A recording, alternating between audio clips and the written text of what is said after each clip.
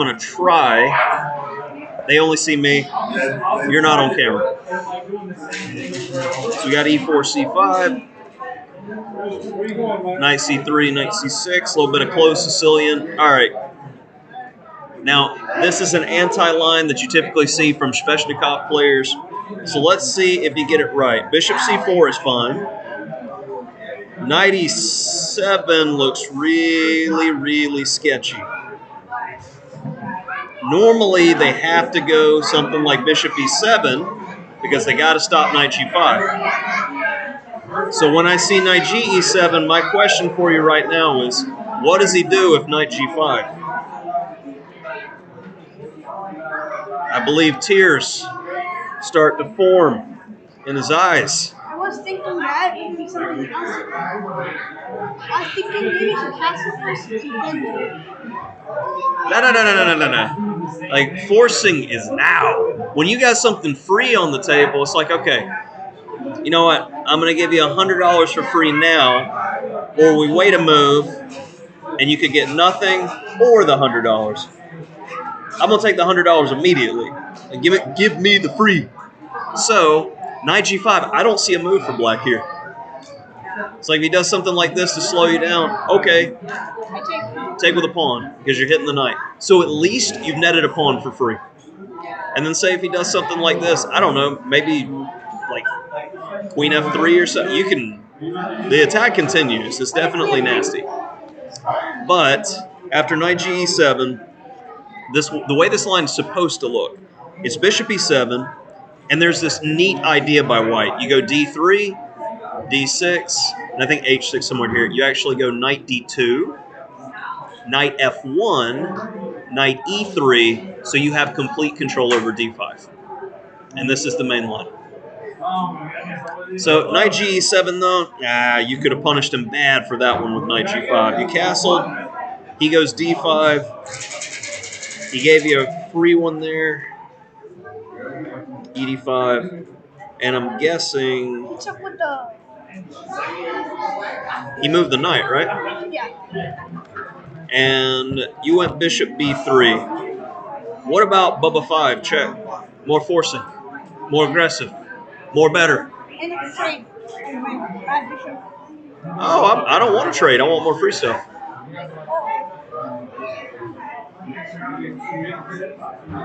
Okay, so what I'm seeing, this isn't a I need to study openings problem. Your opening is fine. This is a I need to study tactics problem because you're not considering the most aggressive responses. You could really hammer your opponent. This game could have been done by move 10.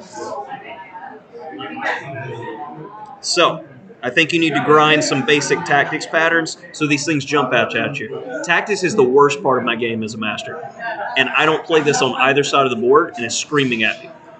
And if it's screaming at me, it should definitely be screaming at you. Study tactics. All right. So, after knight a5, you played bishop b3, and somehow d4. Something's wrong. The notation has gotten very iffy. Like, you wrote e takes d5 twice, which seems impossible unless e6 was played on move 3. Oh, he played e6. Yeah. He played e6 on move 3, so all of this analysis I've been doing was wrong. If it's this position, this changes everything. So the people at home got something for free, but okay, let's start back over. Bishop c4 against this line is doo-doo because the bishop's going to be kicked. If against e5, it was great because we can hit f7. You typically do not want to play bishop c4 in these positions because you're going to get hit either by d5 or by b5 when it hits the bishop eventually. It's better to play the open Sicilian. And then this is the, I believe it's a Taimanov variation. So, open. But after this, we had bishop c4, knight e7. Now his position makes a lot more sense. d5, yep. Okay, now I was confused. It happens, man, no worries. Knight a4, I don't like the knight on the edge of the board. I'd much rather him come to e4. More exertion. And if he attacks you, you have g3. So you have somewhere to go other than the edge. I think this is going to cost you big putting the knight on the edge of the board. Because after knight g6, he's threatening b5, and it's a where are you going type situation. So you go d3, and as I just said, where are you going? Rook e1, okay. He goes bishop e6.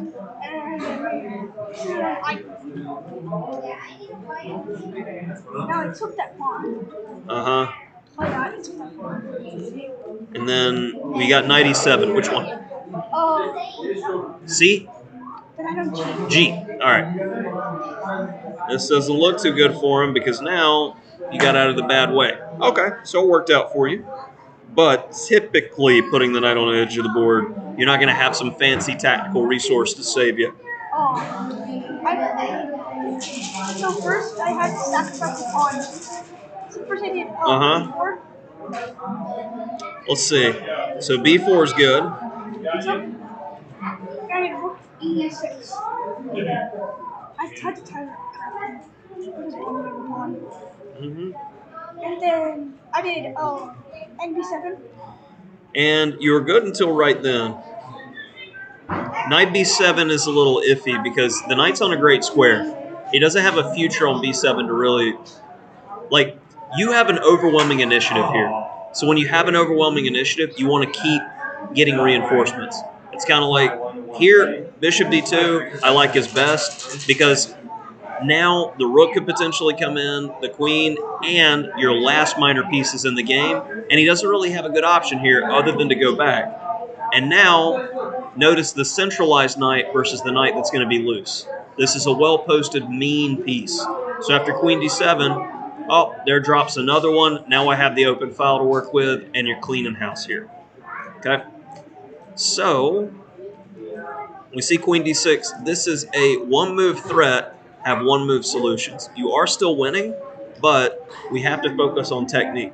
Notice how when I'm making recommendations on moves, they're moves that are always helping and have more flexibility for more options in the future. Knight b7, what are you hoping? He just drops the queen for you?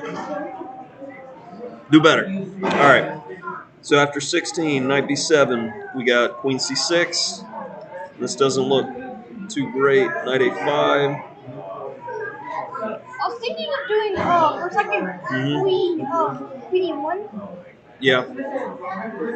I mean, now it's a trade down game and you have everybody in the party. Here was a bit of a mistake by me and him. So you play king f7? Yeah, check. I didn't want to check. Because then you can do king f6. And you played rook b2. Yeah, I'd take the free one. This is, again, just a one-move basic threat. What do you have not working in the position? Bishop. So to me, I even consider bishop g5. And I don't care if it drops the evaluation. I've got no back rank problems. Your opponent's way behind. You got two pawns that are easy to get to. The knight's easy. Invite everybody to the party. Rook b2, one-move threat again. One-move solution. Then you go knight b7. I feel like you're fishing. But again, when you're doing these types of things, he's fixing all of his problems. Now he's hitting this rook. He's defending against the threat. Your position advantage, it's still there, but it's dwindling. So now you go check. And he goes king e6. Yeah, I took. That works. Yep. So instead, I've got. He did rook b8. And this is where it ended. And you played g4? I was thinking to myself to check. We're not check. Well, you can defend the rook and do everything with that too. Except it's with check. I did that. I think so. Yeah, but I mean, you can do it now. Now is always better when it's forcing. So g4, he gets this one. You go rook c6 check. Bishop d6. This is where I completely lost. And you went knight g5. Oh, man. Just knight takes d4 and you're just crushing. I lost. Because if he goes king d7, now you got rook d5. That's the difference. The knight defends the rook on c6.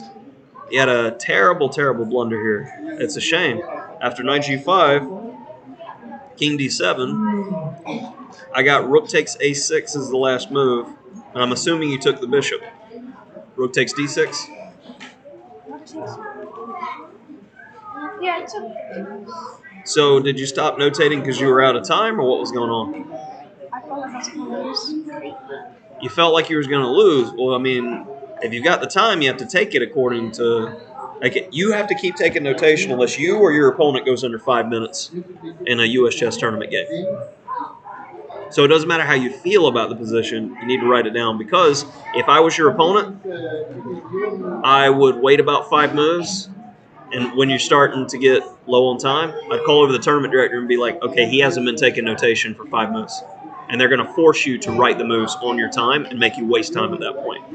That's why it's important to understand the rules. Got it? So I'd keep writing here. You have to, unless you or the opponent goes under 5 minutes. That's when you can stop. But otherwise, now you know that rule. So, yeah.